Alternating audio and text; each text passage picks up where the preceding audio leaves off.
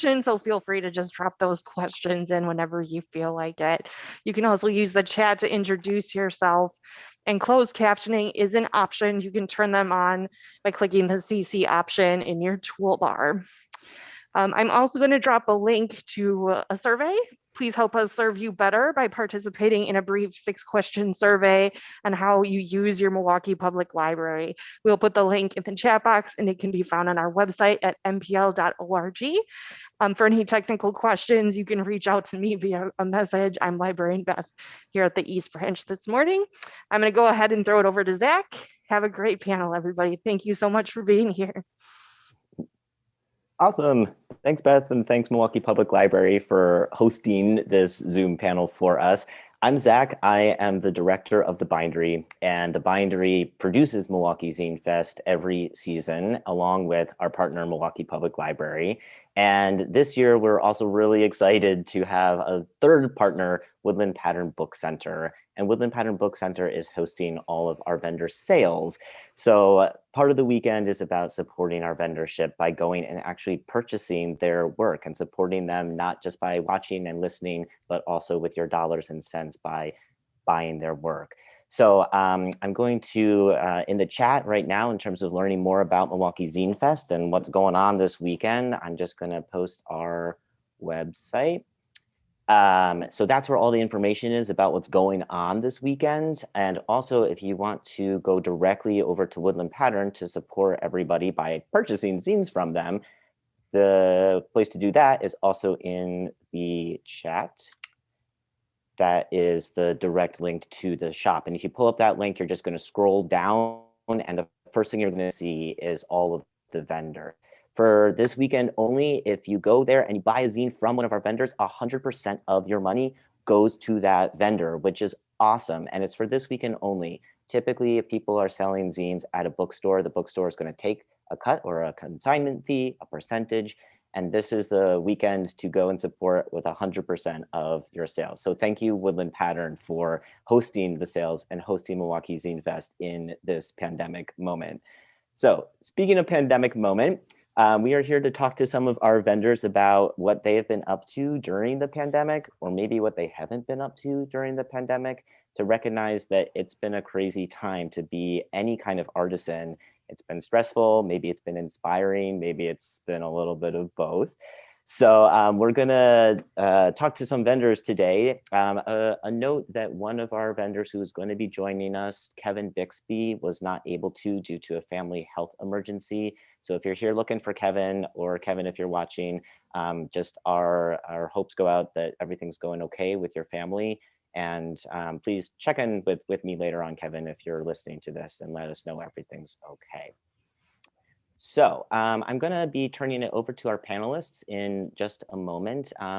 But before I do, just to give you an overview about what's going on, we have 4 people here representing sort of 3 different zinedoms, and we're going to give them a chance to introduce themselves and chat for any amount of time about their work and themselves. And then after the 4 speakers have a chance to speak, we're just going to open it up to general kind of conversation amongst the speakers and questions from anybody who's watching as an audience member. If you're watching on YouTube and you want to ask a question, please hop into the actual Zoom conversation so that you can write in the chat section, or you can enter a question in the Q&A box that Beth mentioned at the start. Otherwise, if you're on if you're on YouTube and you're just watching, awesome. And that brings up one last note that I want to say as sort of the boring introductory stuff, which is throughout the weekend, we have a bunch of stuff going on. And one of those things is we have a special Discord place for sort of community gathering, chat, sharing, posting of things. So if you want to be having more of an interactive experience than just this webinar setting, please just hop onto the Discord. And there's all sorts of stuff that's going on there throughout the entire weekend. So with that, I'm going to be turning it over first to Rachel, and I will let her introduce herself. So Rachel, why don't you tell us about your work and what you've been up to? Hi, everybody. I'm Rachel Dugan. I also go by Rad Illustrates. My initials are Rad. So I just kind of went with that from a long time ago. I'm an illustrator and workshop instructor based here in Milwaukee. I'm from the Chicagoland area, and I got my start being an illustrator in Chicago after going to art school there. I consider myself to be a very impatient illustrator, so my drawings are very quick, and I love simple line work. And I draw inspiration from current events, life observations, things going on, and people.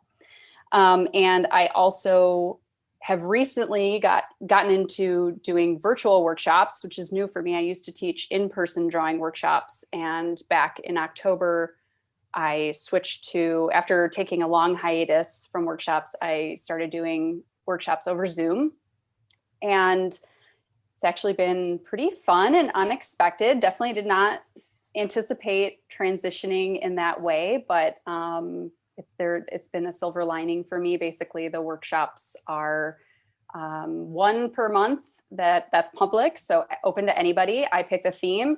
It's an hour and a half of drawing games, and I curate all of it based on the theme. Some past themes I've done are like magical creatures, animals, like Valentine's Day, love theme, like silly stuff. It's really just a fun way to let people escape for a little bit, even myself. I find it really fun to like interact with people in a new way that's safe. You could do it from your home. You can come in your pajamas, or you can like dress up and have it be like a date night. Like there's all sorts of different components to it, but I do public and private ones each month.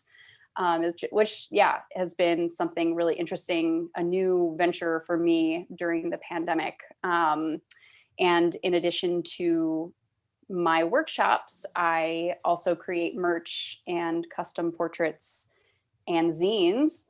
And another way I should say that my work has changed during the pandemic is kind of creating more activity books. Previously, I think I thought, I should make zines that are, more like storytelling or things, which I find much more difficult because I'm so impatient. But anyways, I'll just give you a mini zine tour of my current 3 zines that I have available, which this first one is all about rocks. I am a treasure hunter, and I love living by Lake Michigan. And so I've got a sea glass centerfold here where you can color them in. It's like really, low energy, just like drawing, coloring, doodling. Like this year has been so heavy. And so I started thinking of how can I do things that give people prompts to do something a little bit different, but still anyone can do it. So it doesn't feel like there's this, I have to be an amazing artist in order to create. No, nothing like that. Another one, I do butt portraits. That's something I used to do at live events. And now I just do them online. But this is a silly butt activity book. It's for all ages. It's like, what's in these farts? It's really just to get like creative juices flowing, like draw, details on this, what's coming out of this alien's butt. It's super silly. There's like a big wedgie on the back, really for anyone who could get a laugh out of it. Really, that's all I'm trying to do. And then finally, I have like my mood zine, which is more of my old way of creating zines, which is just plopping in various illustrations throughout the years, like my ghost yoga and different stuff. But I always encourage people, because my work is black and white usually, to draw over it, color it in, create textures, patterns, whatever, really open-ended in that way. But I really love to get people thinking more creatively and thinking less about perfection. And I guess finally I'll say, another thing that I've been doing since the pandemic is I have a new Patreon, and I have several different tiers on there, but one that has been really fun is a drawing club. So I have a drawing club tier where every single month I do 4+ different drawing prompts that are really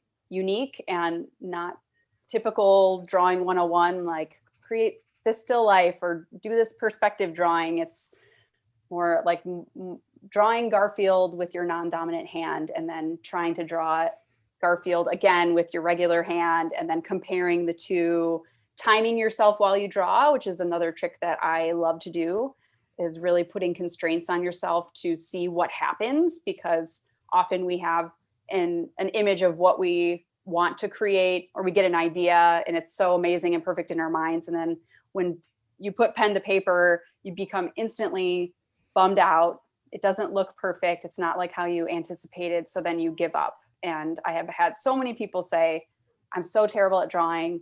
I'm the worst. And everyone's so harsh on themselves. And really, it's like everybody is creative. Everybody has the potential to create things if you just allow yourself to. So I guess my work in a nutshell, whether it's, you know, workshops or my Patreon or the work that I create through illustration, is more about reacting and less about thinking, and being okay with how things turn out, rather than thinking that, you know, everything you do is bad. So yeah, that's kind of me in a nutshell, just chugging along, trying to keep drawing.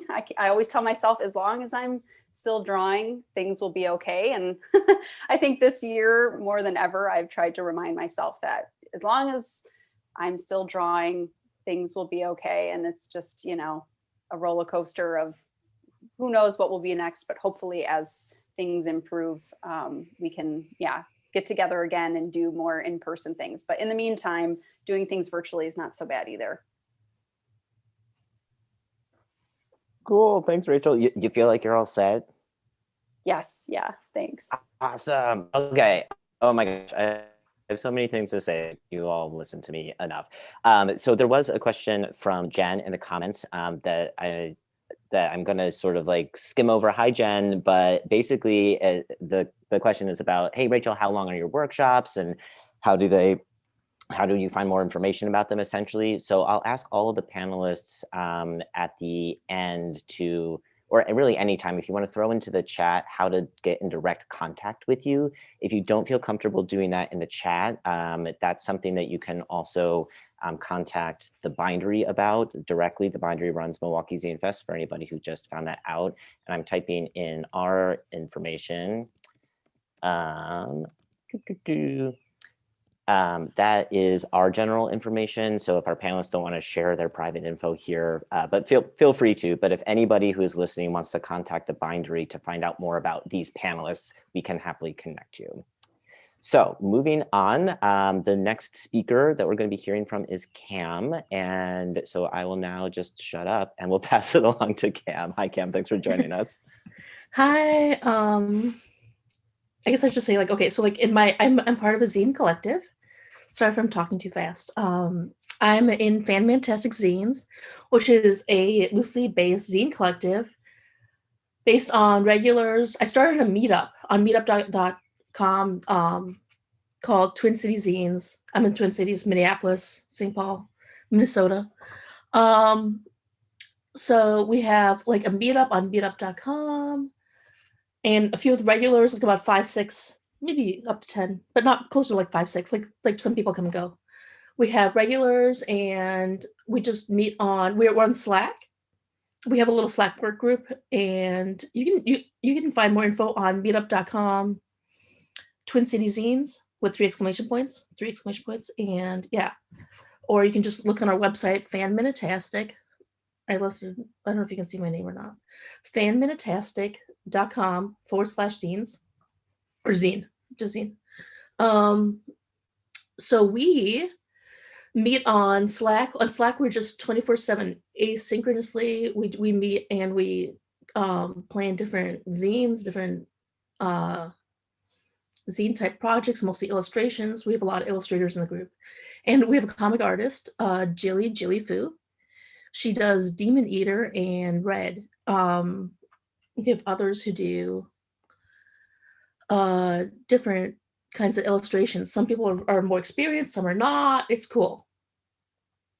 Let me think. Sorry, I have a lot of brain farts. Okay. So with our group, we've like from people who are new to illustration to people who are have been working with like tablets and like watercolors, and they're just like they definitely have like a really structured style, like a certain like definitive style, and everyone has their own style. But I mean, like, but it's like it's just all different levels, comic artists, all types. So yeah. So I speak for the group. I'm the only one here from the group that's an MZF. So yeah, we tend to be inspired by random calendar holidays like Oktoberfest, Valentine's Day, Thanksgiving.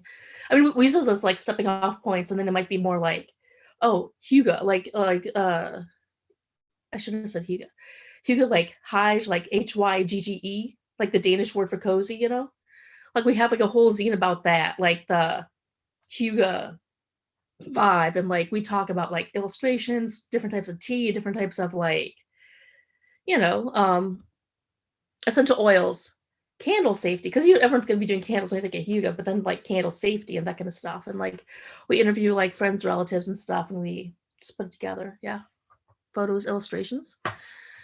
I mostly focus on layout. Like layout is generally what I tend to fall into, but like in addition to that, I like to do like within the group, I do like when we have a theme, I'll do illustrations or articles, but like I'm a poet outside of this, but like I do illustrations or articles, but like I tend to save my work for like, okay, when we're stuck with in the end, when we're getting all the submissions together, okay, how much more pages do we need? How much more? Do we need an illustration here in this corner? Do we need some like more words, more text or something? So just like, okay, I'll just slap something together. I'll just like whip something up. I don't have any examples with me right now, but yeah. Some of our favorite projects from the last year were we did 2 Halloween zines. Halloween PG, because we have a couple teachers, elementary school teachers in our group. And one of them really loves to give out, like instead of candy, for Halloween, she gives out zines. So she wanted to do something kid-friendly, like PG rated. She said PG-13, but PG. I don't know the exact rating system, but she's like, okay, PG. So like puppy Halloween costumes, like scary stories are not really that scary. I mean, they're scary. They're good even for adults. Like if you're even adults would love like some of the PG stuff, but it's not like horrific, I guess. I don't know. And then like the R-rated zine, I call it the R-rated zine. It's not R-rated. It's just like, oh, like you mentioned people drinking beer or making out or whatever. It's just not something you want to give to elementary school children, you know, that kind of stuff. But yeah, it's just this. It's pretty much the same thing, but like illustrations, text. The scary stories were a little bit scarier. I think they're pretty good. We have some pretty good writers. Yeah. The hardest part about the past year for us was distribution. Also, like, well, yeah, distribution. I mean, just like getting zines out. Like anyone I met through a virtual zine fest, like other zinesters and stuff, I would try to collect like mailing addresses. Like, if somebody sent me zines, I'd save like a little mailing label on the envelope, and I'd try to like send them back a bunch of stuff. Like, please take some of this stuff. We're just like, because we were churning out zines like crazy. And that's the thing. We used Slack for 24/7 like asynchronous like communication, but we also used like creating channels in Slack. And Slack is great, but it's like it has a free plan that only goes up to like 10,000 messages. So we had to create kind of a new group, and that's instead of paying for it. And we're just kind of like, okay, maybe that should be like on the down low or something. I don't know, but maybe in the future when we hit our 10K message plan again, we'll probably switch to Discord or something else. I don't know. We haven't really discussed it. I tried doing a WordPress. Like I'm a little bit techie, not really. I made a WordPress site on our existing site. I made like a little subdomain. I made a little WordPress site. I found a WordPress plugin, like part of BuddyPress, part of like one of those. It's a plugin where you can create forums. And yeah, it sounds cool. It did not look cool. It was like the actual layout was just janky for like user interface. And you couldn't upload, like when you uploaded images, it just had the image file name. It did not have actual images. It was really, no. Somebody asked, it sounds like you get to meet a lot of really cool, hi Jen. she said, it sounds like you get to meet a lot of really cool people doing this work. Do you have any tips for building a zine community? Oh, heck yeah. Do you find that it's easiest to meet people on social media or in person, pandemic permitting? Social media works in a way, because like before, people would sign up, like people would RSVP for a meetup or something, and they would be a no-show, or they would show up and they'd be more interested in like crafts or just some aspect of it, or they're totally new. And it's like meeting in person is like a whole thing. Like we're just meeting at Starbucks at face to face, but it's like, unless you're like, I don't know how to say this. I guess nerds are better at like you have, it's okay to be shy or extroverted or whatever, but like if you're more nerdy, if you're used to like meeting people that you're not met in real life, it's a lot easier to like it's a lot easier to meet people than like if you're really, I don't know. I guess that's kind of how it worked for me, at least. I guess some people are just more differently extroverted. I don't know how to explain it. But anyway.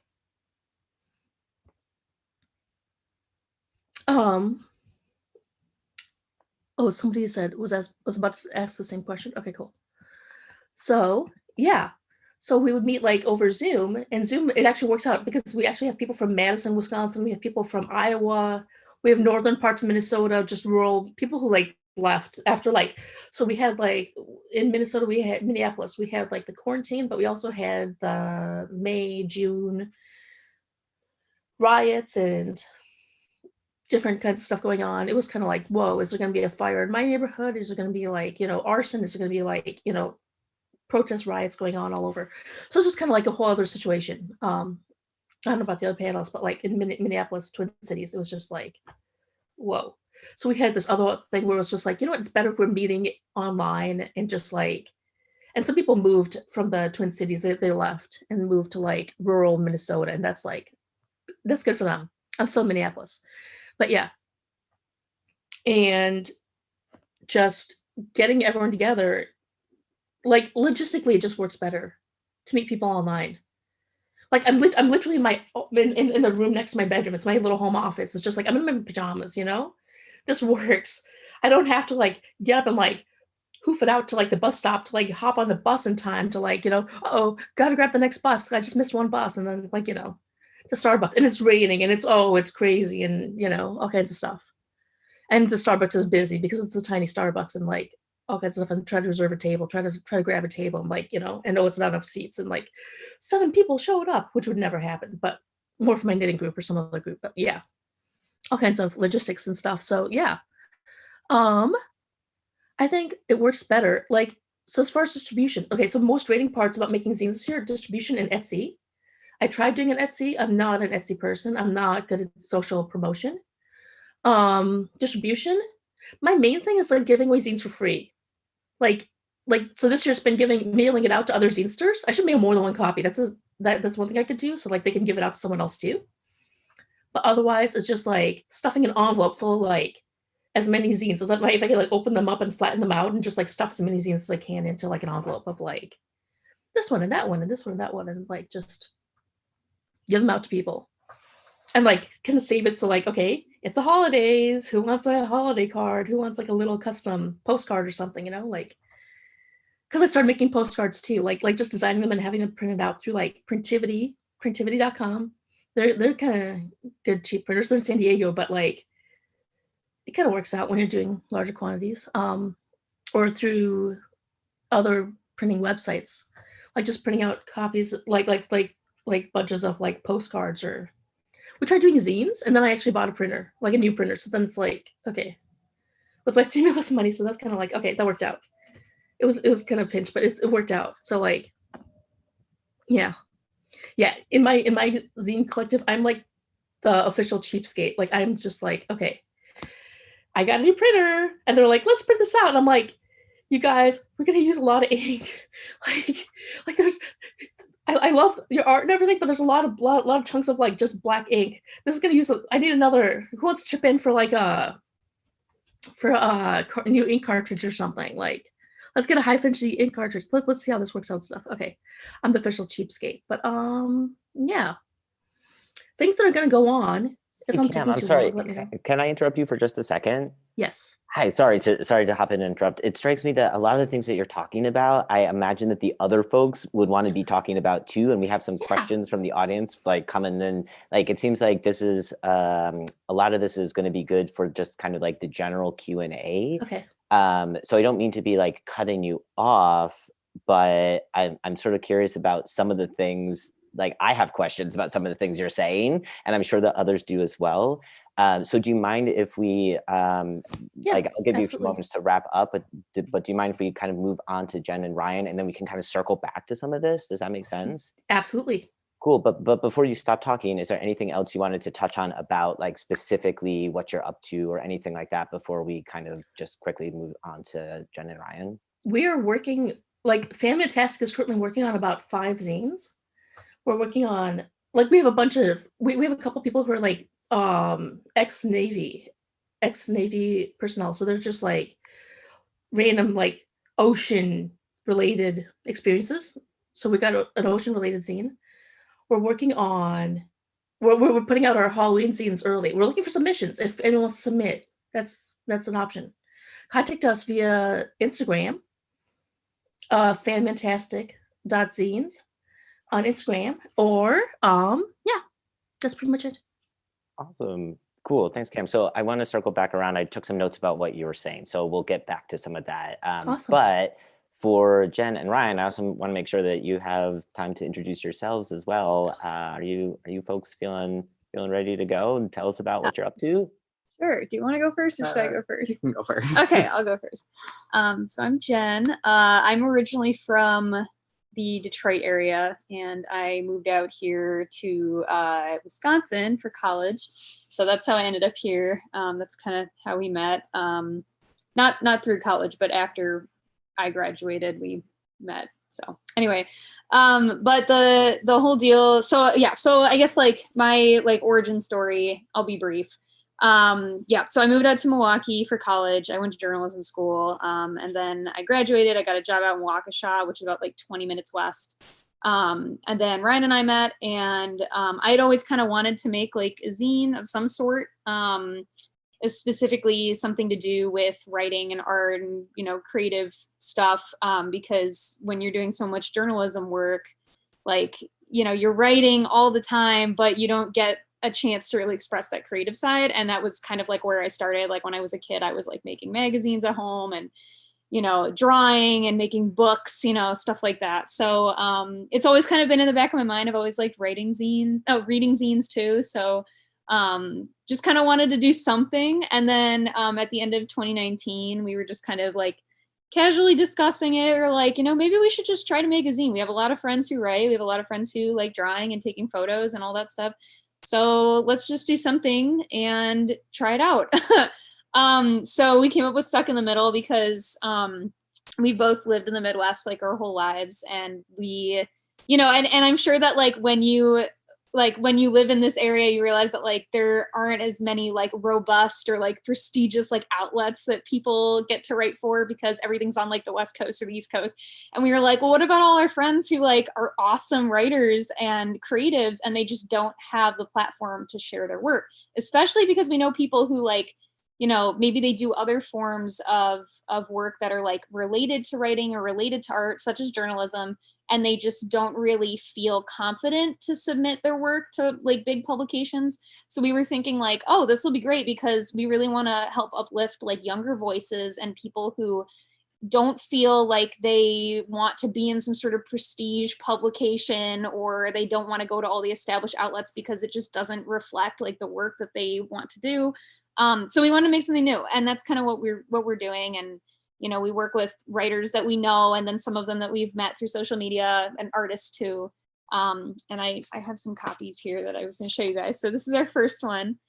This is our spring 2020 zine. I'm like forgetting what year it is for a second. So we do it like a themed issue. So this one was about home. This one was about love and loss. And then this one was about the unexpected, as you guys, I'm sure this resonates with you because of the pandemic and all. So we wanted to do something that was a little timely. It's been fun because for me personally, I really, it really resonated with me what you said, Rachel, about like having people come to your workshops who are like really, really hard on themselves about their drawing abilities. And I've always liked visual art, but I've always told myself that I suck at it. So for like years, I just never touched it. I was like, I want to do, I was doing like poetry and like short stories and stuff because everyone told me, oh, you're a great writer or whatever. But I never did any drawing because I told myself I sucked. And I was really proud because when we started this, I was like, I really want to try drawing. So I illustrated this cover, I illustrated this one, and then I did a comic in our most recent zine that I was really proud of. But yeah, I mean, and we can definitely talk about like what we've gone through this past year as well, because it has been a lot of work to just kind of get this thing established and kind of figure out what our niche is and all that good stuff. But I'll let Ryan introduce himself though. Yeah, so my name is Ryan, and like she said, we met. I originally went to college for music and psych, and then I graduated, and I realized like I don't really know what I want to do with my life, which I'm sure a lot of people probably experience that. So I took on an office job that I didn't really like, and then another office job that I didn't like after that, and when I was at that office job, I was kind of like, I really just don't like this. I like poetry, other stuff. So that's kind of, for me personally, where the inspiration came for this zine, especially giving a platform for other people that like, I knew like, I have some friends that I know that like do this stuff on the side, but their main job is something else and they don't really share their stuff much. So it's just nice, like, hey, yeah, we have this zine where you can actually put it somewhere aside from just keeping it in a box somewhere where no one can see it. So yeah, I guess that's a big thing. Yeah, I'm trying to think I don't know. The pandemic's been interesting for us since, I don't know, we were just getting started and then the pandemic hit and I was like, oh my gosh. But I think it's been a good experience. I don't know. Well, I don't know if I want to say a good experience, but we've learned a lot through these strange times, using social media and just learning how to put things together, even just us working together, like how things work. It was just kind of learning who does what. I do a lot of the layout and design and like kind of the back end stuff, and Jen does more of the like front facing, like social media, emailing people, and illustrations, and I tend to do more of the writing and stuff. Yeah. But yeah, it's been good. So far we're in the process of finishing up our current zine, which should be out in the next week or two, and the theme is Rebirth. Yeah. Thank you. I blanked for some reason, even though I've been working on it. For Yeah, the like past you were couple literally weeks. editing this morning. But Yeah. So that's something we're finishing up, and then we're gonna get ready to open up submissions for our next zine after that. So yeah. Yeah, it's been fun. It's been, I mean, the past year, it's the kind of thing where like when we started it, we had so much like creative energy like ready to go, and I'm sure you guys like had, it's like you had like I think before all this, everyone was just kind of, you're going about your life and you're like doing things that you like, hopefully, and like chasing goals and dreams and making things that you're proud of, and then the pandemic hits and it's like, I don't even know like what I want anymore. Like it's just every day is the same. Do I even enjoy what I'm doing? So we, it's been quite a year, because when we originally started, we had this like goal in mind that we were going to do 4 times a year. And once we got to our second zine, we were publishing in like the middle of August, and we were like, this is zine number, are we even going to get a third one out the door? So we actually did pull it off, but we were pretty nervous because like, even though, once the zine's finished and we're actually printing it out, and like, I like doing all like the binding and the paper cutting and the printing and everything. So like, I'm putting the zine together. I'm like, I love this step. I love doing this. I love having a physical product to like give to my friends and our contributors and everyone who supports us. But like at the same time, it was just like absolutely just like drudgery for a while, like trying to just finish it because we were so like drained from work and everything going on. So yeah, it's been a lot, but I hope that's a bit of a segue into us talking about the pandemic, because that is kind of the elephant in the room here, how everything's been affected. So yeah, that's us. So. Cool. You guys feel set in terms of Yeah. Okay, cool. I keep on like popping on, like, are they done?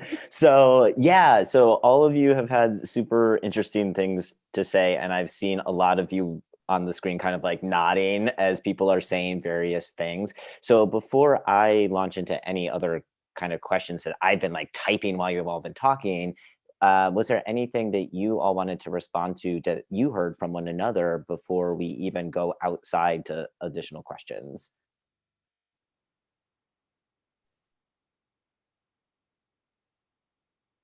I was No. pretty pesky in the comments, so I think I'm good. But Yeah, I can relate though on the cost of ink though, for sure. It does get expensive. I know we have what I don't remember. It's like an inkjet printer. It's like more expensive up front, but the ink is like cheaper, but it's still expensive. And it's like, ugh. yeah, we found this one brand of ink, Cam. If you want us to send you like the link to the ink that we buy, like it kind of sucks because we like have to buy it through Amazon, and we've been like trying to avoid Amazon, but it's like the only purchase we'll make from Amazon. So I feel like it kind of balances out. But it's just this like random off-brand, and it works perfectly in our printer. And I think we paid what, like $30 for 2 cartridges. Yeah, it's insane. Yeah. So we'll have to send you a link. I'll like try to find that while we're talking. But. Yeah, has anybody else had a specific like cost related thing that has been holding you up? I'm asking because we've had all sorts of challenges on our end, both with Zine Fest, like trying to figure it out itself, also at our business side over at the Bindery, just in terms of flow of product, paper, ink, all of that sort of thing. And are there any suggestions that you might want to put out there to other people who might be listening about certain ways that you've kind of tried to mitigate that during this really difficult time? That's a good question. Yeah. I don't know. Like, so like we sent for a while, we were sending out a printing to like San Diego to like printivity.com because they had cheap prices for printing, but they put like a $20 like shipping and handling shipping and handling charge. So like I would try to like nullify that by like sending like an even larger, like it would just seem like a flat rate of like shipping and handling was $20. So like no matter how much I sent, so I'd send like, because we're a zine collective, so I would send like $200 worth of like printing. So that way it just kind of like the shipping and handling didn't seem as much. That seems kind of crazy, but yeah. But then we get like a huge stack of paper back and would just like folding and distributing to like different within our collective, like who wants to distribute and do stuff. Yeah.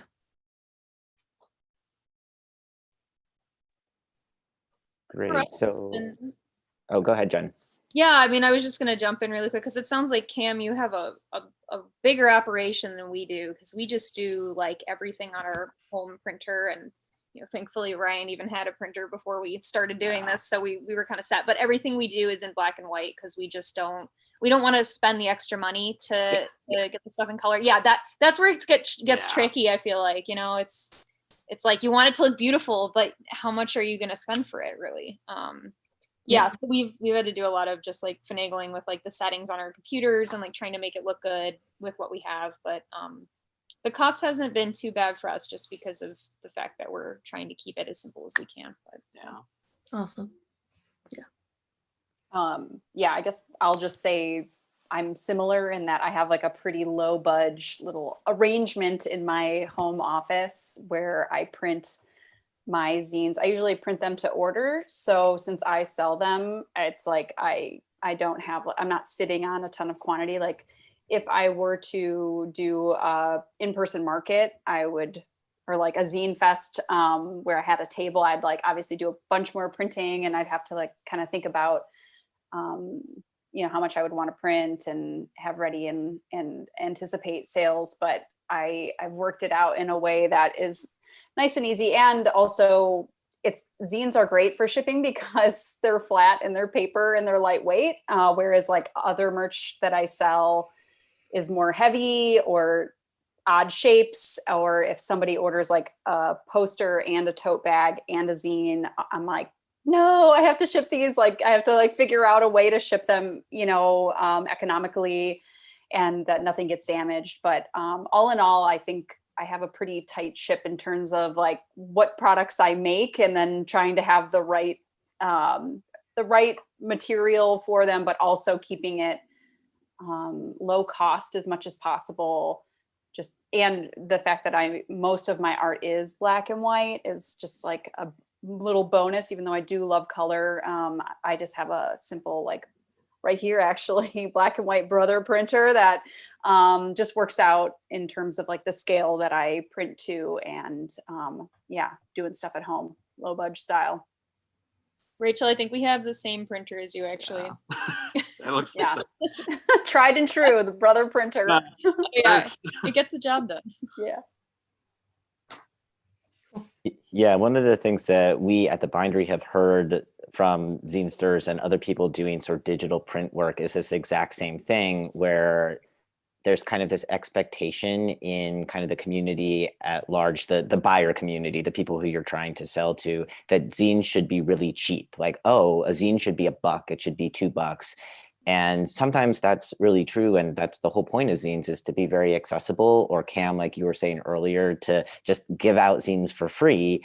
And that's a wonderful part of our community. The flip side of that, though, is sometimes zines aren't cheap to produce, depending on what it is that you are making, or who the maker is, how that making is getting done. Sometimes people don't have access to a home printer at all because they can't afford one, and they're having to make zines maybe through their school facility or through a friend who works at a copy shop who can kind of like help them out in the background a little bit.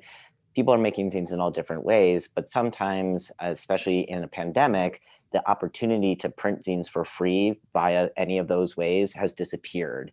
So we've started to get a lot of kind of concern and questions about that through ZineFest itself, through the Bindery, to say, how can we produce zines in a low cost way so that that same expectation of zines being a low cost thing to sell, that can continue?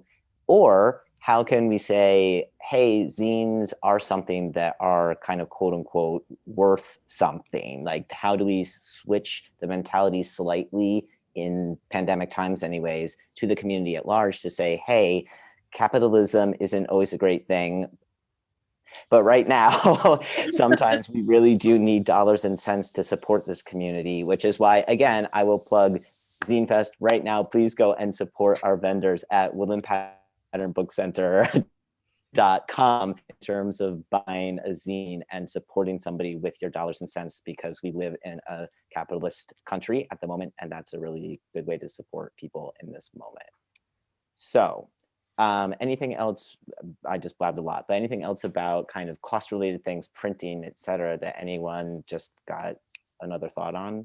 Yeah, one little thing that popped into my head is that so like, even though we can't do the printed zines in color, we do have our zines online, and those ones are in color. So we make it very clear that like, if anyone's submitting photography or art, like it's going to be in black and white in the print zine, but online, like people will be able to see it in full color. And I think that's been really nice, like having both, because like we do get some really beautiful pieces, and we're like, we just don't have the budget. Like we just, you know, all this is out of pocket. So it's like, you know, we don't have the budget to do color zines, but when it's black and white, it's super cheap and it's easy for us. So we just have to do it that way for now. But yeah, I think it's a good option. It's also good because like, we like to give out print copies for free, but it's also a lot easier when someone's interested in our zine, but they don't necessarily like, maybe they live across the world. Cause I think literally someone like, there was someone who like reached out to me once who was like in Australia, and I was like, I don't even know if I can send you a zine, but here's a link. You can read it still. Like, I don't want to, you know, make it not accessible for you, but I don't know if I can send you a physical copy. So yeah, but that it's been a nice tool to have, I think, to have both. Yeah, that's a good transition into something that all of you really mentioned before. I think Rachel, especially, talking about, yeah, transitioning your production and your world and what you were doing in the past year to an online platform in general, and how sure that can be kind of weird and uncomfortable and create some issues, but also how it's really you've been able to kind of expand and offer, yes, maybe something to Australia, but also Rachel, both Rachel and Cam, you're talking about like, oh, you can be in your pajamas and other people can be in their pajamas. And that's kind of like a really interesting shift away from this like more professional, like I am the seller, you are the buyer. And it's like, nope, we're all in our pajamas now, which is something I felt in meetings and stuff in general. So I don't know, Rachel, if maybe you want to speak a little bit more about that, or if anybody else has comments on that. Sure, yeah.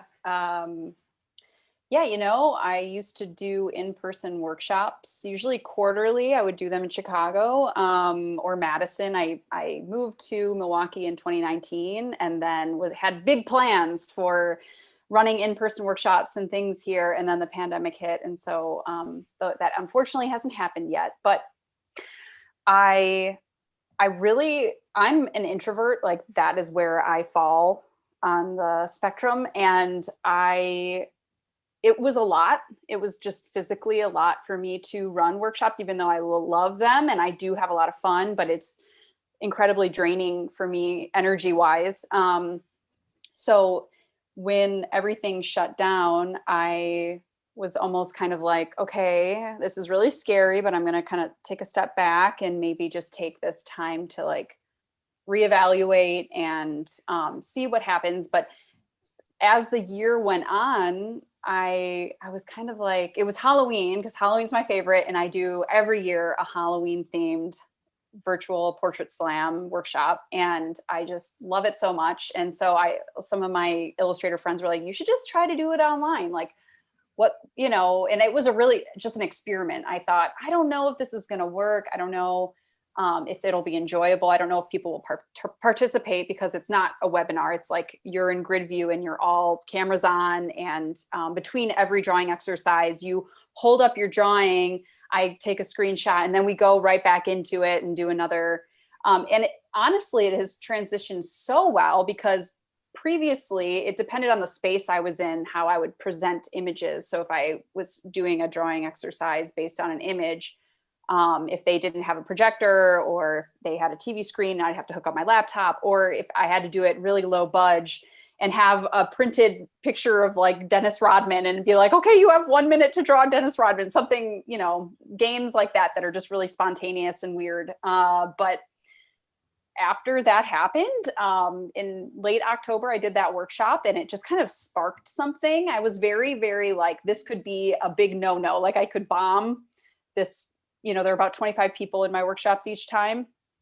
And it went so well that I've scaled it up since then. So in the last several months since that time, I've done 20 plus workshops, private and public ones. And it's just been a really interesting time. And I'm very like, I don't know, this might also disappear. Like, you know, once I know people have Zoom fatigue, I know, you know, eventually when we come out of the pandemic, maybe people will be so over it that they're like, I only want to do stuff in person, or I'm just tired and I don't want to see anybody's face anymore. That could happen too.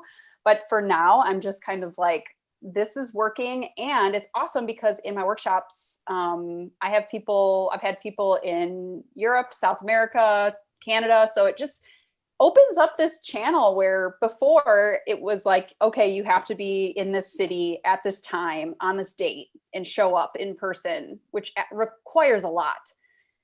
Now you could, you know, be across the world at a totally different time of day, wearing your pajamas, however you want to, or have a cocktail, or you've got your kid running around in the background. The kid joins and starts drawing, which is awesome.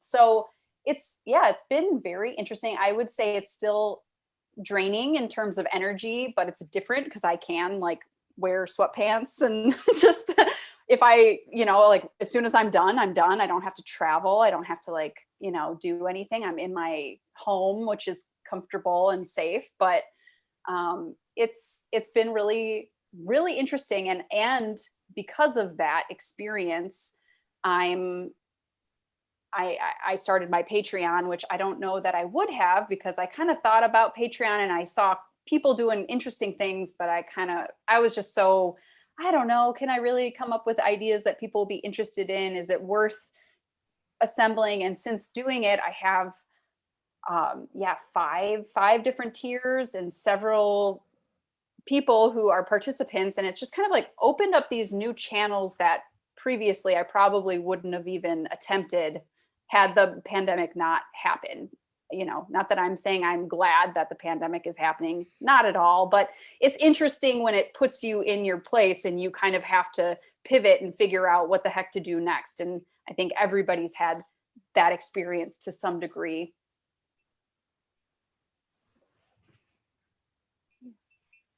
Anybody else have thoughts on that in terms of how sort of the accessibility of doing something online for folks has kind of shifted either positively or negatively in terms of what you're offering? Well, so like I've joined Zooms that were like taking place like around the world, like what you, Rachel, you're talking about, like sketching, like drawing stuff, but they would have like a live model, like just like traditional, like where you're drawing and there's a live model or something, and there's like the model's in Argentina, the host is in Berlin, but like we've got all these different time zones. We're just trying to like coordinate, and I'm like, I guess that's like 11 a.m. my time. I don't know, and like just trying to like live sketch someone who's like doing different poses and that kind of stuff. But like outside of like more like zine related, I've yeah, we have people from like Iowa. My zine group has like people from Iowa and Madison and yeah, we had people from different parts of Minnesota show up for different events. And it's like, where are you from? And they were like, Duluth. And I'm like, oh, cool, I know where that is. Or they'll say something else, and it's like, where is that? And we're all like guessing, like, okay, where are you from? And it's like trying to figure out like what town they're from. Yeah, it's really cool. It's really cool. It's just really, and we can't travel now, but like mailing stuff. I like Jen and Ryan, you guys were saying that you guys like had someone from Australia and stuff, and like, yeah, I had someone from Australia who didn't want me to mail them anything, just email them a PDF or something, and I was like, okay, that's cool. But like other people, if they want me to mail it, I will gladly mail it, because like we have like if you're on Instagram, if you're a zine store on Instagram, you know about what's his name, 5 o'clock zines or something. That one, the guy from Tokyo, he's like, it's like, dude, I don't know anyone in Tokyo. I've never been to Tokyo, but like mailing him a packet of zines was just like, oh my God, it felt so good. It's like, oh my God, it's like going to Tokyo. It's not, but it's like, it just felt so good. Just like mailing up an envelope to Tokyo, and like mailing stuff to Berlin, mailing stuff to like people in the UK and everything. And just, yeah, it's just really cool. Yeah. We'll have to do that. I actually do follow that guy, and I'll see his live streams and everything. And I think one time he asked what like program we use to put our zine in. Yeah, because we use this free program called Scribus. I don't know if you guys have heard of it, but it's been really helpful for layouts. And I should actually just send you guys the link.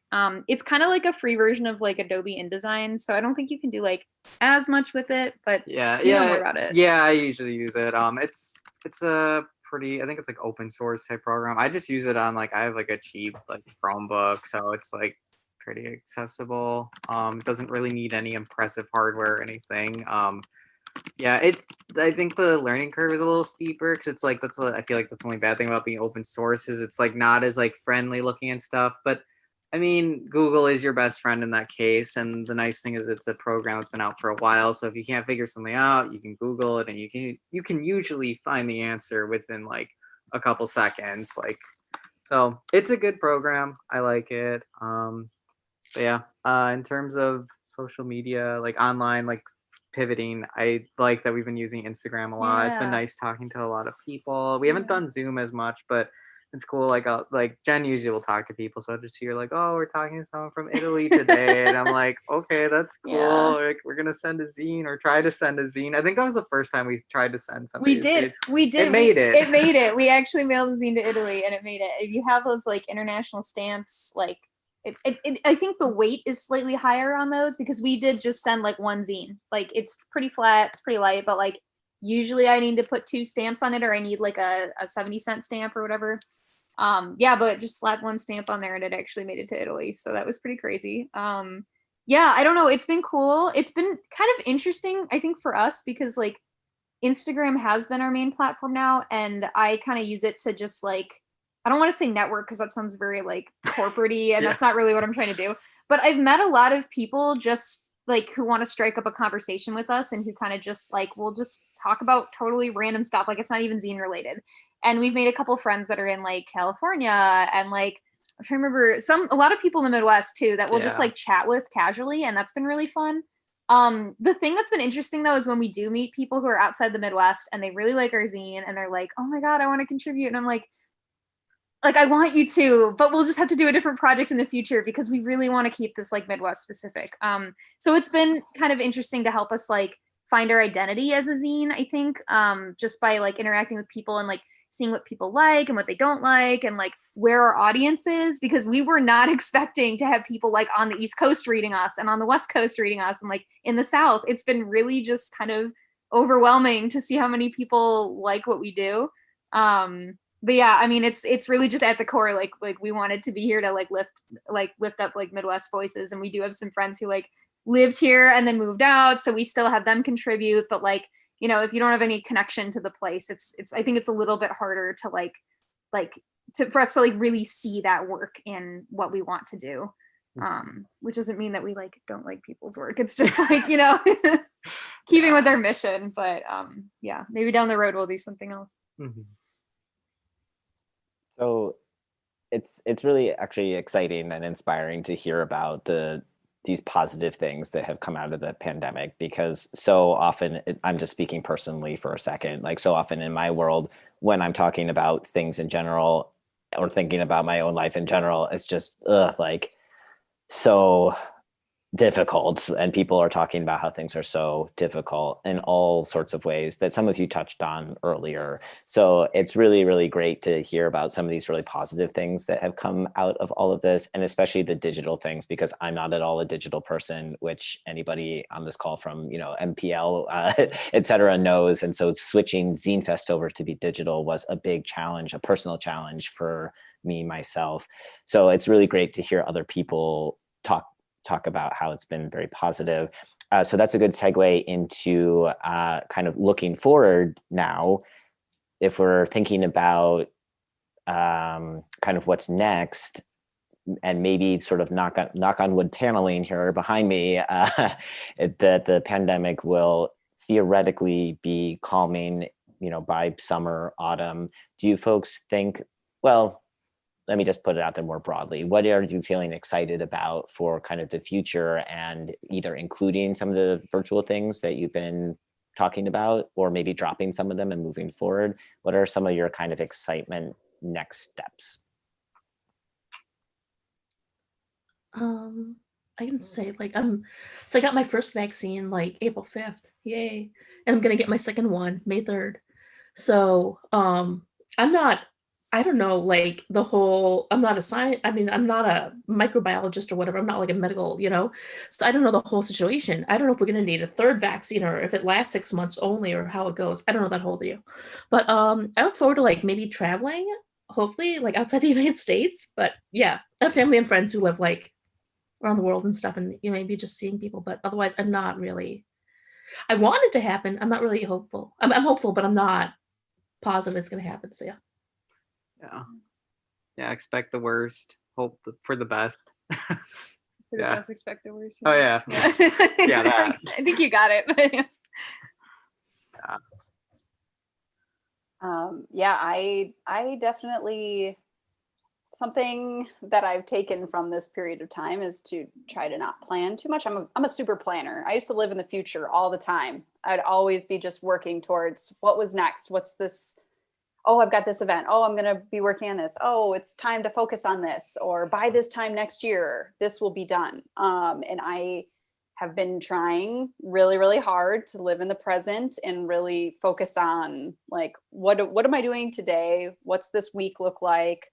Maybe think in terms of a month, but keep it there, because yeah, I'd love to say, oh, I'm probably going to be doing a mixture of in-person events and virtual events. And, you know, I, like I mentioned, like doing workshops in person, I also do live drawing events. So like pop-up portraits at fundraisers or in-person markets, or like shops like boutiques and things, or even weddings. Like back in 2020, I booked weddings that I was doing kind of like a photo booth, but it's like a drawing booth where I do pop-up portraits.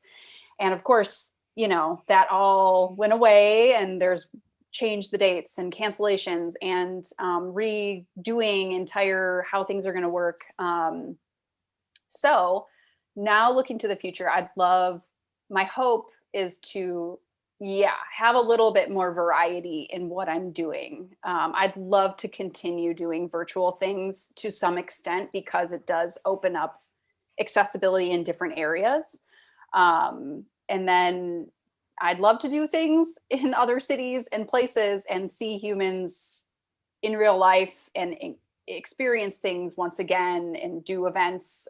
Even though as I'm saying that, I think like my anxiety is going up because I also have not been around people in a very long time. So the idea of actually interacting at an event is so overwhelming, and I know I won't be able to just flip a switch and be like, I used to, whenever I'd go to Chicago, I would book events for the whole weekend or the whole week that I would be there because I'd be like, let's make the most out of this. I'm here. Now I don't know. I mean, not only is that probably not going to happen because it, circumstances, but also just much more paying attention to how I feel as a person, as a illustrator, but also as just a person. And that, I think before the pandemic, I was like burning the candle at both ends in a lot of ways, just not even thinking twice about what I was doing and how much I was doing it. And now I'm like, oh, this is a great opportunity to really evaluate, like, do I really want to do 3 back-to-back in-person markets or like Zine Fest or this, that, and, just like really evaluating what feels right. But that being said, I work full time as an illustrator. So there's like a level of survival and self-care or like figuring out the right balance if there is a balance to be attained. But yeah, I think I'm hopeful. I hope this year looks different, and it already does feel different from last year. There's like more hope, and I too got like my first shot like a week and a half ago, so that like just kind of felt like a shot of optimism. Quite literally, I'm like, wow, things can change and like maybe life can continue forward. So I think things could be different, and we'll see. We'll just kind of see how it goes, but hopefully we can all get back to the things that we used to love doing. Yeah, that sounds good. I know for us, at least for me, I can definitely, I'm an introvert as well. So the idea of seeing people is very exciting and also very terrifying at the same time. Like, I love hanging out with people, but it's also very draining. But yeah, I guess the thing I'm most looking forward to, like with seeing people, is like helping like edit people's stuff. Like I'm looking forward to doing a little bit more of that in person, because one of my favorite things with the zine is I really like looking at people's stuff and helping them out a little bit, because I know like not everybody has the time, like publications don't always have the time to like help out with that. And I think since our focus tends to be people that like don't always have like a ton of experience in that area, it's fun helping with that. I just like being able to show people like, yeah, you're doing really well, like helping lift them up, at the same time being like, also here are some ways to make it better than whatever you have is already. So I'm looking forward to that. Like workshops in person, yeah. Yeah, I find a lot of fun from that. But Yeah. it's my biggest thing I'm looking forward to. Yeah, Zine Fests in person for sure. Since we've never done an in-person Zine Fest like as vendors. Yeah, that'll be really cool. And then I think personally for me, like I know right now for Stuck in the Middle, like our whole thing is like we want to be as accessible as we can. So this is actually the first like weekend that we're selling our zines, because we normally give out free copies or we do zine trades or we just give people the online link. But it's mostly just so we can like raise money for supplies. But my thought in the future was like, if I ever make a zine that isn't Stuck in the Middle, or Ryan makes a zine, like it would be really cool to sell things in physical bookstores, or even have copies of Stuck in the Middle that are like back copies, like from this past year, things that like people aren't going to be like necessarily scrambling to get because they're not new. And then maybe that can be like a steady source for us to like have like money to buy more resources, since everything is out of pocket for us. But yeah, it's just like anything, like I don't know, like the physical aspect of making zines is like really special to me. So I think even just going to workshops where people are showing us their process and, you know, getting to work with, I know there's like some cool machines at the bindery because we like follow you guys on social media, and it'd be cool to like maybe stop by one day because I've never been there, which is crazy since we've, you know, done this 2 years now at the Zine Fest. But it's just, you know, going and just meeting people who do this, since it does get to feel lonely sometimes when you feel like you're the only one out there who makes a zine, even though we know that that's not true. So.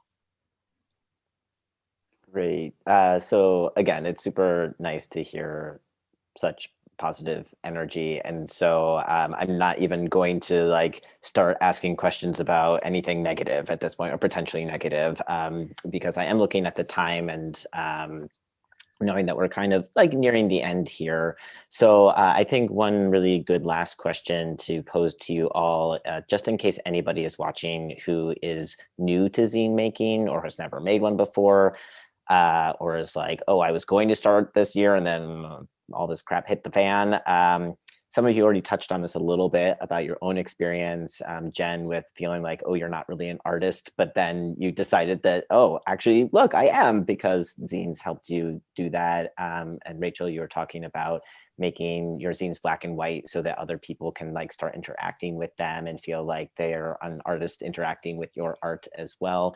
So does anybody, or maybe all of you, I guess, kind of want to speak to sort of advice or thoughts for anybody who is just getting into zines about kind of just what you would tell them in this moment that's so unique? What would you maybe tell them to kind of either inspire them to move forward, or one little last helpful tip or trick or something that you felt inspired by yourself that you want to pass along to somebody new to the community?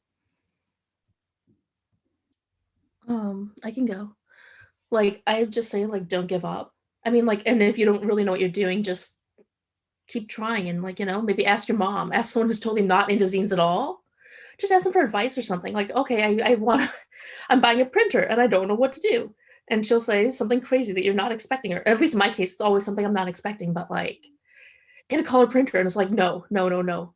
And she goes, try it out. You're getting a black and white printer for like a couple $100. Just get a color printer. And it's like, no, no, no. But then it works out, or something like that, or whatever. Like, try Zoom or something. And it's like, Mom, nobody's doing Zoom. Nobody's going to hop on Zoom. She was right. Everyone hopped on Zoom. I didn't think that would happen. Yeah.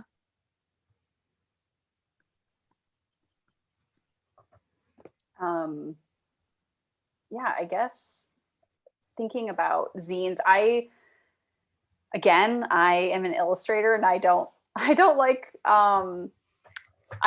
the like laying out part of it. So I remember when I first thought, well, like, I'm an illustrator, I have so many drawings, and the way I draw is on like loose leaf printer paper, and I have boxes, and it's like, I don't even use sketchbooks. I have drawings everywhere, and I love just like putting it out on social, seeing how people react, and then moving on. That is my style. And so a zine, when people would be like, oh, you should make a zine or just put together a zine, I always put it on this pedestal of, it has to be this incredible thing that's the opposite of how I work. I don't like long form things. I don't like really intricate things or interesting things. And it's because I was reading like Ivan Brunetti or Chris Ware or Jillian Tamaki, like graphic novels, and feeling like this is amazing. And it's so opposite of me. I kept thinking I couldn't figure it out. And I took like a zine making workshop in Madison at the Bubbler through the public library there. And I remember someone was like, oh, fold it like this, do it like this. And I was so like, I don't understand, my brain. My brain hurts. And I thought, what is wrong that I can't just do this? It can't be that hard. And once I finally took a step back and was like, I can do this. You can do it your own way. You don't have to do it like other people do it. It doesn't have to be this impeccable, hardbound graphic novel. And it also doesn't have to be a fluid story. It really can be a simple assembly of imagery or words or whatever you want it to be. And that kind of helped me get out of my own head about it and just go for it and do it my way. And the way that I lay my stuff out for print is like through Google Sheets or Google Docs, and I just make it really simple, and I just figured it out. And you could also just fold up paper or make drawings on paper and then do photocopies and then fold it and staple it. Like there's so many different ways to do it. And so my advice would be to not become overwhelmed by the really cool stuff that other zine makers make, and just find a way that you can maybe get into it. So if you are really into the laying out part of it, then like geek out there and really like experiment and find cool new ways. Or if you like the actual physical making part, or maybe you're just like, I like the drawing stuff, but I need somebody to help me put this together and then send it off to print. Like, well, there are endless options here to experiment with. So yeah, I guess that's what I would say. Yeah, I kind of had a similar thought about that, Rachel, because I think like when we first started doing this, we had really never, like, I mean, I don't want to say never, because like we're both like, I'm a pretty crafty person. I've done things, before where I've made little booklets and things like that. And, working in a field that is very like, I've worked at newspapers and magazines and stuff. And so I've like seen the print product, and it's like, the stuff that is a little bit more like, it's not as like DIY, obviously. It's something that is made in like a professional environment or whatever. And I think that like when we started making Stuck in the Middle, it was like this kind of thing where we were sort of starting from a place where we were like, okay, what do we want this to look like? What's going to be the easiest and most accessible for us? And how are we going to make something that we're proud of? And I think like for just new zine makers in general, I think the most important thing to keep in mind is that a zine can be literally anything you want. Like there's people that like, there's like, we've traded zines with people who will make like a one-off like mini zine. Like they'll just like take some paper and they'll fold it up and they'll write and draw, and it's not photocopied, it's not printed, it's literally just made by hand. That's totally fine. That's still a zine. Like there's no zine is better than another zine. And I think that like, because everyone is sort of at like a different like place with their operations, like there are people that have very small at-home operations, there's people that do just one-off zines, there's people that have their stuff professionally printed and bound. Like it really just matters what you want and what your skill level is at, and like what's accessible and easy for you. And I don't think that making a zine needs to be like an unattainable task. It's like you're not making a professional like publication for like people who are going to subscribe, and you're not creating a company, you're not doing any of that. Like that's not how you should think about it. It's supposed to be a hobby, it's supposed to be something that's fun, and it's supposed to be something to help you connect with people. So if you're hitting on all that, then you're making a zine. Great, good for you. It can even just be digital. It's just like I think it's cool because there's a couple like accounts that I follow where a lot more of their like zine stuff is just like posts that they put on Instagram, and it's like that's still a zine. Like it's a digital zine. They're just using social media as their method of delivery. It's just there's no like, it doesn't have to be a competition, I guess is kind of what I'm trying to say, is like there's no like prime standard of what a zine looks like. Like it's just very different. And I think I just think about it this way because of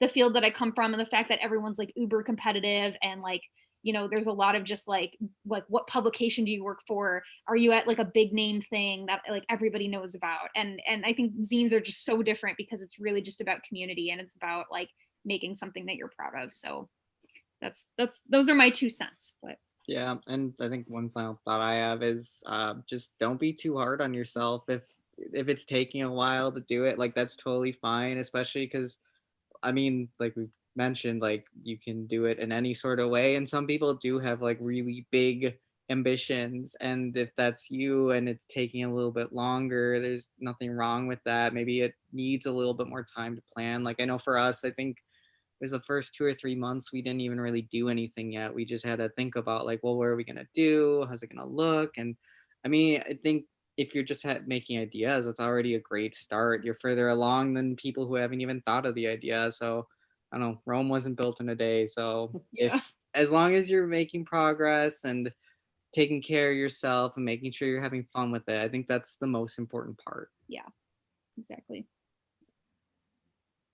Well, awesome. You guys are so inspiring. I feel inspired. I'm going to go make a zine right now. Actually, speaking of, just to kind of like wrap up in a way that pushes what's happening next, because I don't know, we're all about marketing or something. Gross. But if you feel inspired to make a zine yourself, anybody who's watching or any of you on the call, in the chat right now is one of the things that is happening sort of next today for Milwaukee Zine Fest, which is the more casual gathering of people that actually you all have sort of talked about in terms of, oh, it's so fun to just casually gather online and you can be in your pajamas.